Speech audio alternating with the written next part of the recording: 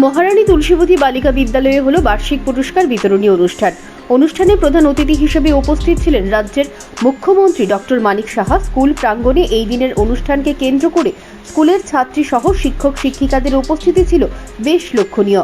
মুখ্যমন্ত্রী ডক্টর মানিক সাহার হাত দিয়ে উদ্বোধন হলো অনুষ্ঠানে মুখ্যমন্ত্রীর সঙ্গে ছিলেন বিধায়ক তথা মেয়র দীপক মজুমদার, স্কুলের প্রধান শিক্ষক এবং উচ্চশিক্ষা দপ্তরের অধিকর্তা এনসি শর্মা সহ অন্যান্যরা।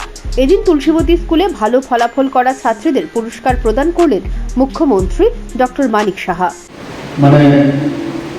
তার যে নাম সবাই জানে, স্কুলের মধ্যে একটা স্কুল এবং এই স্কুলের ছাত্রী হওয়া যেহেতু চাকরির কথা নয়, বিশেষ প্রাউড অফ ইউরসেলফ।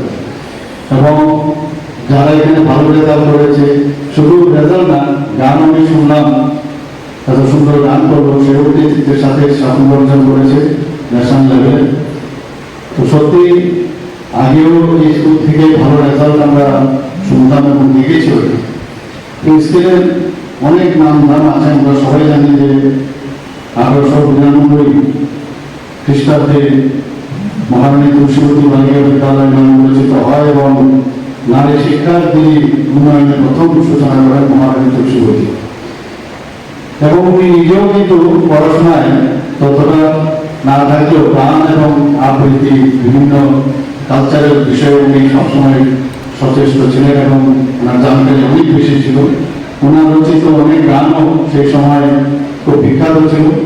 এখানে আমাদের যে রাধানগরের বাস স্ট্যান্ডের কাছে যে রাধা মাধবের মন্দির, ওনার সময় উনি ওখানে লাইন প্রতিভা স্থাপন করেছিলেন। তাছাড়া নলগড়িয়ায় শ্রী শ্রী রাধা মাধব মন্দির, ওনার কারণে সেটা সম্ভব হয়েছে।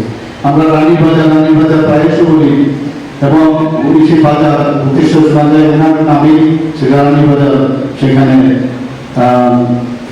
সেই বাজারটা সেখানে প্রতিষ্ঠিত হয়েছে।